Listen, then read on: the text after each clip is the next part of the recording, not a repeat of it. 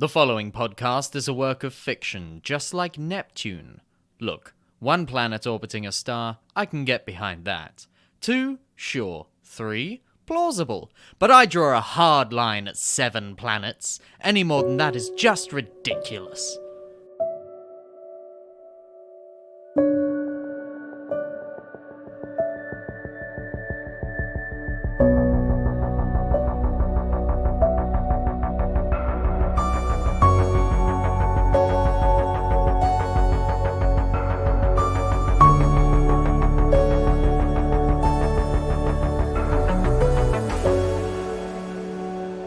Hello, curious minds, and welcome back to A Beginner's Guide to the Occult. I'm your host, Rebecca Morgan, and I've just gotten back from a short but enlightening expedition. A little adventure that did not end the way I expected it to. It all started a few weeks ago. I was perusing YouTube when I came across a video about a haunted graveyard. I gave it a watch, and it was your standard YouTube ghost hunting fare, which is to say, completely inconclusive and quite possibly fake. About 9 minutes of build-up and 1 minute of screaming and running with the camera moving so wildly that it's impossible to see what's happening. All capped off with a loving recommendation of some sort of product. I don't know, I usually stop watching by that stage. I dismissed this video at first, but over the next few weeks I started hearing a lot of stories about this particular location, the Amber Valley Graveyard. There were other videos as well, all of them equally void of concrete evidence. But I was intrigued. I looked up the location and realized it was just a short 4-hour drive from where I live. So I added a packed lunch to my bag of essential supernatural investigation items and set off at around midday. I got to the graveyard just before sunset because I got spectacularly lost. But in my defense, there were a lot of unmarked dirt roads and signs obscured by trees.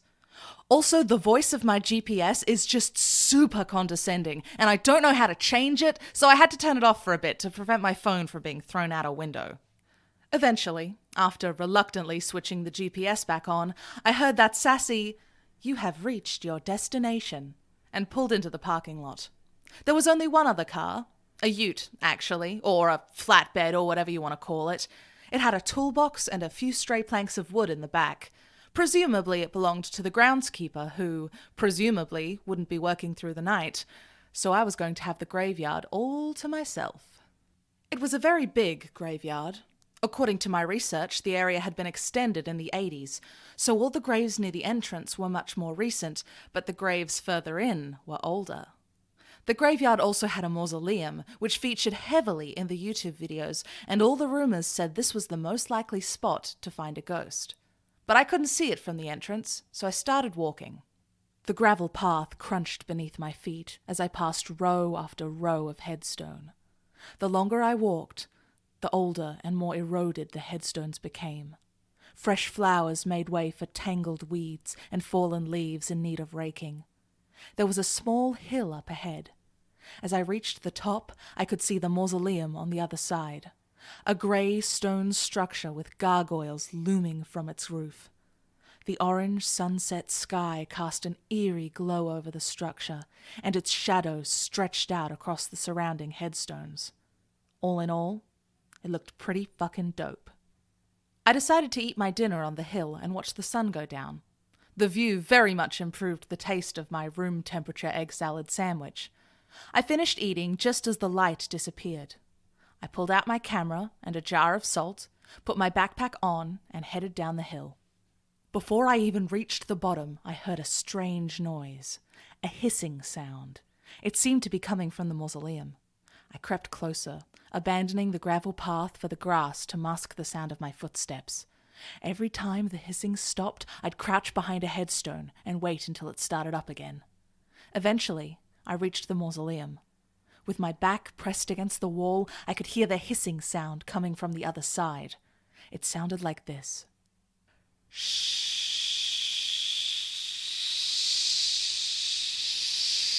Shit. Shit. Come on. Fuck. Just fucking work. Shit. The ghost sounded pissed, so I took the lid off my jar of salt, ready to season the fuck out of it if it tried to attack. I also switched on my camera and started recording.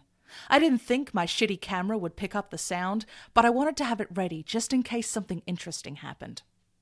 The voice stopped and the graveyard was silent. A cold gust of wind sent leaves skittering across the grass. I waited, frozen, to see what would happen next.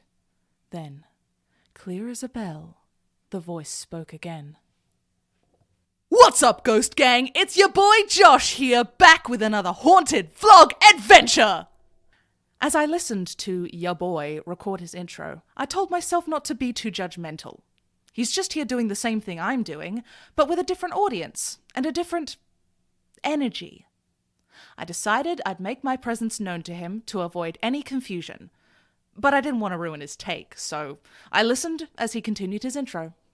Today we're hanging out at the Amber Valley Graveyard. This place is haunted as fuck! But before we get into the backstory of this place, I want to shout out a few of the top comments on my last video.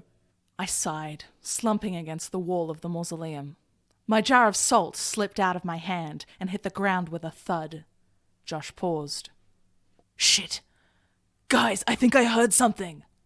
I heard footsteps creeping towards me. A pale face peeked around the corner, then disappeared before I had the chance to react. Holy shit! Holy shit! I'm not a ghost, I called out. I'm just here looking for them, like you are. You can relax, Josh. The ghost knows my name! Because I heard your intro. Okay, I'm going to look around the corner and see if I can get a look at this ghost. Holy shit, I am freaking out right now!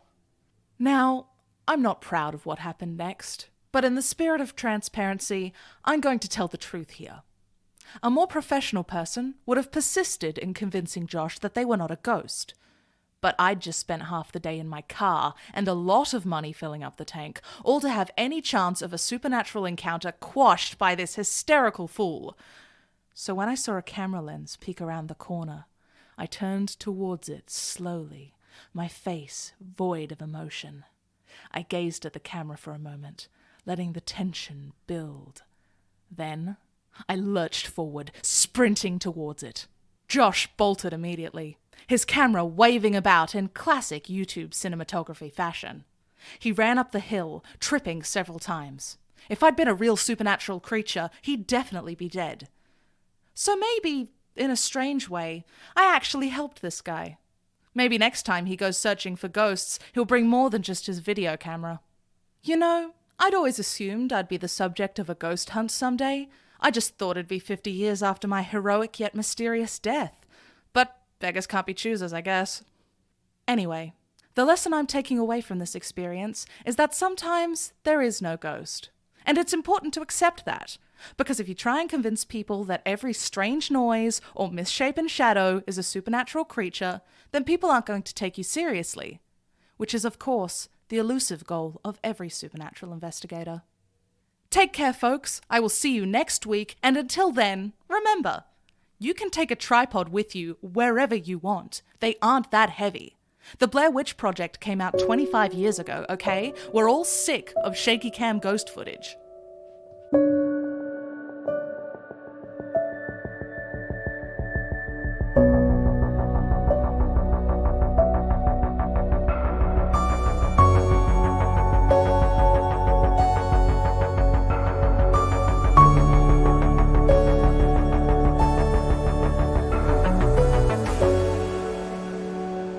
Everyone, thank you so much for listening. If you're enjoying this podcast, but you don't have the money to support it on Patreon, I get it. I too am poor as shit. Instead, you can always tell your friends about it, post about it in the places that you post things. All of that stuff is super appreciated. And speaking of places to post things, you can follow me on Twitter and Instagram at Rachel Foucault. Take care of yourselves. Have a lovely day, and I will see you next week.